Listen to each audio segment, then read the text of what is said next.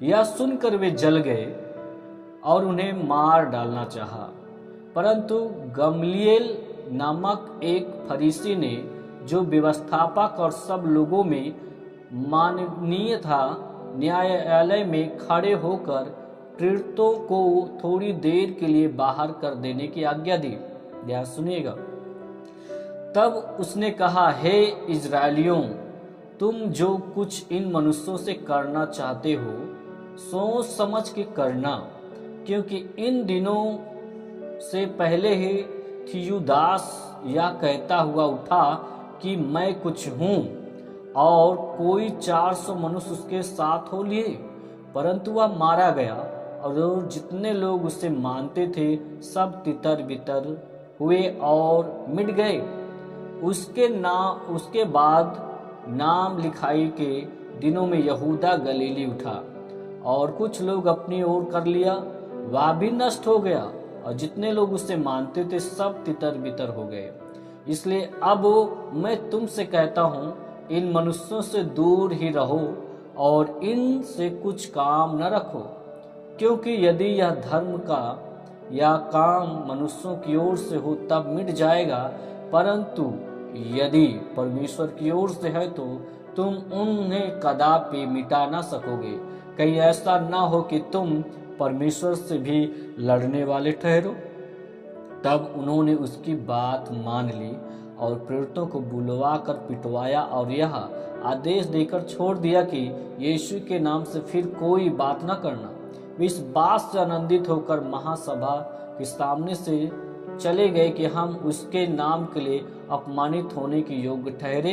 वे प्रतिदिन मंदिर में और घर घर में उपदेश करने और इस बात का सुसमाचार सुनाने से कि यीशु मसीह है, ना रुके। जी हाँ मेरे प्रिय मेरे भाई बहन, आप लोगों ने यहाँ पे वचन को आपने सुना और यहाँ पे मालूम है थियुदास कहता हुआ उठा और मालूम उसने उसके पीछे 400 लोग हो गए। थियुदास 400 लोग उसके पीछे हो लिए, तो वो क्या समझने लगा कि मैं कुछ हूँ।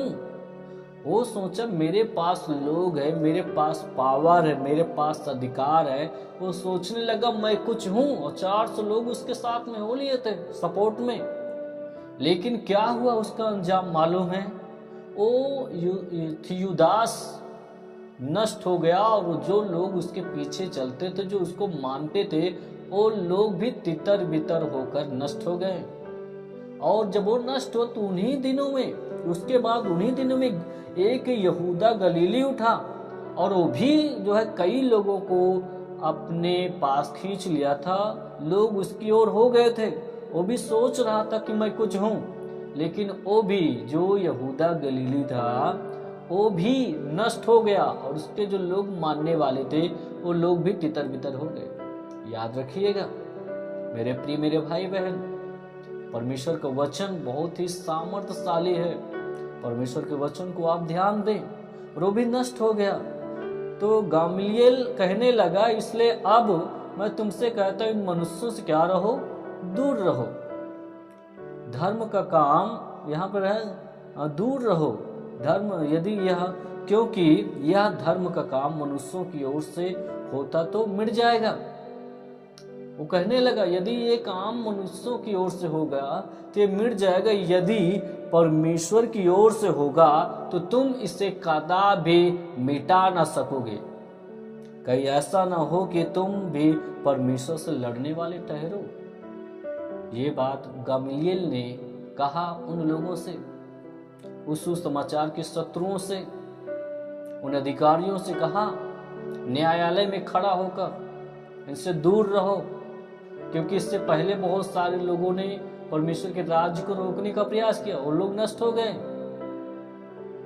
थियुदास करके वो भी नष्ट हुआ 400 लोगों को लेकर। यहूदा गलीली उठा, वो भी नष्ट हो गए, उसके लोग भी नष्ट हो गए। तो इससे दूर रहो। यदि मनुष्य की ओर से होगा काम तो रुक जाएगा, यदि परमेश्वर की ओर से होगा तो तुम कभी भी मिटा नहीं सकोगे। जी हाँ मेरे प्रिय मेरे भाई बहन, यदि परमेश्वर का काम ये जो हो रहा है, यदि ये मनुष्यों की ओर से होता तो मिट जाता, लेकिन ये परमेश्वर का काम है, इसलिए कि ये कभी नहीं रुक सकता है। परमेश्वर का राज्य बढ़ेगा। और परमेश्वर की योजना है कि प्रत्येक मनुष्यों को बचाए, प्रत्येक मनुष्यों को जीवन दे, उसका ये योजना है। परमेश्वर जब लोगों को बचाना चाहता है, लोगों को जीवन देना चाहता है, तो लोग लाख भी कोशिश कर ले, कुछ नहीं हो सकता है। वही होगा जो परमेश्वर चाहेगा, यीशु मसीह चाहेगा, वही होगा यीशु मसीह के सामर्थ्य नाम में। और फिर यहाँ पर वो लोगों ने क्या किया, उसकी बातों को क्या कर लिया, मान लिया। 39 में उनकी बातों को मान लिया,